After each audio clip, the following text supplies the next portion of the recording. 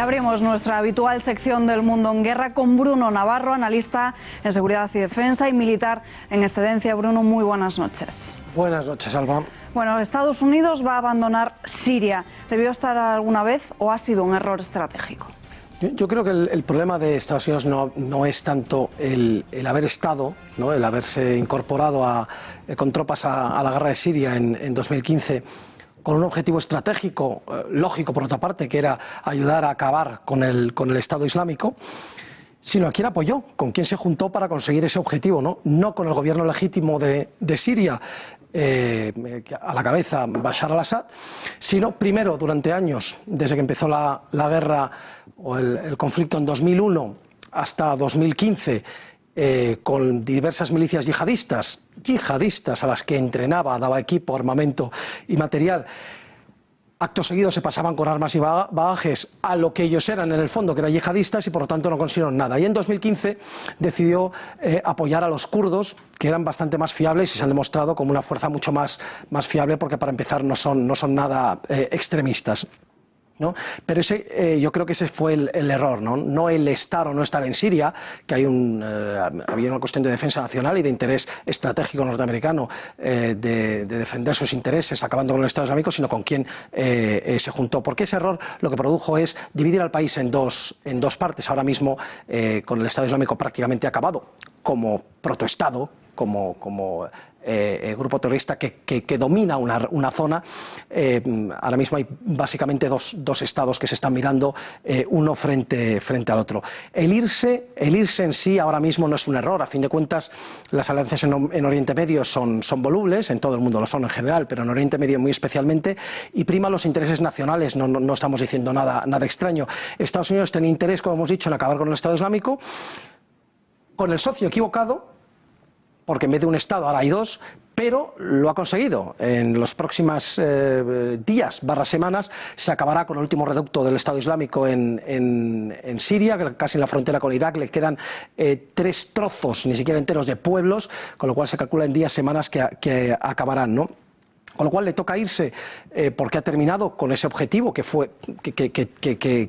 declaró para entrar, porque es acorde a la política de Trump, de América primero, con lo cual hay una retirada de Afganistán, una retirada de Irak, etcétera, y porque ahora está más volcado en Venezuela. Las 2.000 tropas que actualmente hay en Siria, lo que ya se han ido es el material pesado. Continúan los bombardeos para apoyar esta última ofensiva, pero el material pesado se ha ido ya, y las 2.000 tropas, se está hablando ya en estos momentos de que en unas semanas podrían estar de vuelta a Estados Unidos. Los medios de comunicación además han comprado el discurso de que lo que ha sucedido responde a una guerra civil. ¿Cómo describirías lo que se ha vivido en Siria? Una guerra civil sí y no. No es una guerra civil cuando al inicio en 2011 hay unas revueltas en parte justificadas, que son rápidamente absorbidas por el yihadismo nacional e internacional, que pone toda su ayuda a esos países del Golfo, Turquía, etcétera, en absorber esas revueltas y convertirlo en una guerra yihadista para echar del poder a Bashar al-Assad y a un Islam moderado que mantenía un equilibrio entre chiitas, sunitas y cristianos, ¿no? Por lo tanto, no se puede hablar de una guerra civil en tanto en cuanto se trata de un gobierno legítimo que lucha contra una miríada de grupos yihadistas, no solamente Estado Islámico y Al-Qaeda, sino muchísimos otros, una cantidad enorme de grupos armados de corte yihadista y el que menos islamista, donde ya no existían la oposición moderada famosa, no existía, estaba totalmente absorbida, ¿no? Y sí, habría sido una guerra civil si este bando gubernamental del ejército sirio hubiera combatido contra los kurdos de las autodenominadas fuerzas de defensa sirias, las SDF, pero eso no se ha producido. Es decir, los kurdos, que ahí sí que estamos hablando no de grupos terroristas, sino de una forma distinta de ver Siria, el futuro de Siria. Esos kurdos no se han enfrentado al ejército sirio más que en pequeños escarceos. Ahora mismo están frente a frente en una frontera 1000 kilométrica, mirándose unos a otros y diciendo, bueno, ahora que acabamos con el Estado Islámico, ¿qué vamos a hacer entre nosotros, ¿no? Pero mientras no haya guerra entre ellos no se puede hablar, en mi opinión, de guerra civil. Es cierto que Bashar al-Assad es el presidente, pero no podemos dejar de lado, no podemos olvidarnos de escenas tan terribles como, por ejemplo, ataque con gas a los ciudadanos. ¿Cómo se reparten entonces las culpas? Efectivamente hay una serie de ataques que han sido asignados al gobierno sirio, ataques con gas, pero hay dos puntos que hay que tener en cuenta sobre este asunto del gas, ¿no? Primero, la estupidez que sería por parte del gobierno sirio realizar ataques con gas cuando en absoluto nunca los ha necesitado, no eran necesarios porque siempre se supone que se utilizaba contra objetivos que iban siendo después tomados por otros medios, ¿no? No había ninguna razón táctica y menos aún estratégica para ello. Y segundo es que no están probadas la autoría de ellos, y en los últimos que ha habido en Ghouta y demás, justo antes del final del yihadismo en la zona de Damasco, los últimos ni siquiera se han atrevido los medios internacionales a acusar al gobierno sirio porque en muchos casos se veía claramente la mano de la falsedad, ¿no? Luego, sin negar la posibilidad de que se hayan producido por parte del gobierno sirio, hay que ponerlo todavía en cuarentena hasta que no haya realmente unos informes que lo digan claramente, ¿no?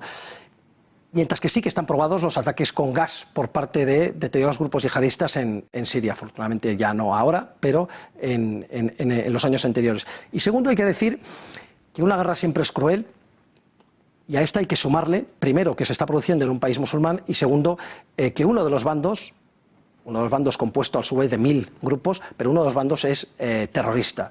Luego nos podemos imaginar el nivel de barbarie que hace que eso aumente muchísimo, ¿no? Bueno, ¿dónde se reparten las culpas? Las culpas están en ambos bandos, desde luego, en todo lo que sean crímenes de guerra que son execrables, pero desde luego muy especialmente en el bando yihadista es donde se han producido la mayor parte de las barbaries, al igual que en el bando de los kurdos se han producido mucho menos en comparación, y han sido, por lo tanto, yo diría que el bando gubernamental y el bando de las ECF de los kurdos serían los que, dentro de lo que cabe, se han mantenido un poco más limpios, y desde luego todos los demás grupos que son fundamentalmente yihadistas no lo están. Hablamos de niños soldados, de genocidio de minorías, precisamente religiosas, como los cristianos sobre todo, pero también los yazidíes y los alawitas, en Homs y Alepo, que nos lo han vendido como las grandes carnicerías del gobierno sirio, cuando han sido las grandes carnicerías de la población por parte de los que las estaban dominando. Torturas, secuestros, ejecuciones, armas químicas, bombardeo de áreas civiles, escudos humanos y atentados con bomba al más puro estilo terrorista, ¿no? Esto es lo que podemos decir que está en la cantera, en la mochila de los grupos yihadistas de Siria, de los cuales quedan muy poquitos y precisamente apoyados por Turquía. Y ahora, Bruno, ¿qué escenario se abre? ¿Cuál va a ser el futuro? ¿Pasará factura que Trump se vaya de Siria? Hemos dicho que hay ahora mismo dos bandos principalmente, el gobierno sirio, que domina 2/3 del país, y los kurdos, que dominan 1/3. Los sirios con el apoyo de Rusia, los kurdos con el apoyo de Estados Unidos.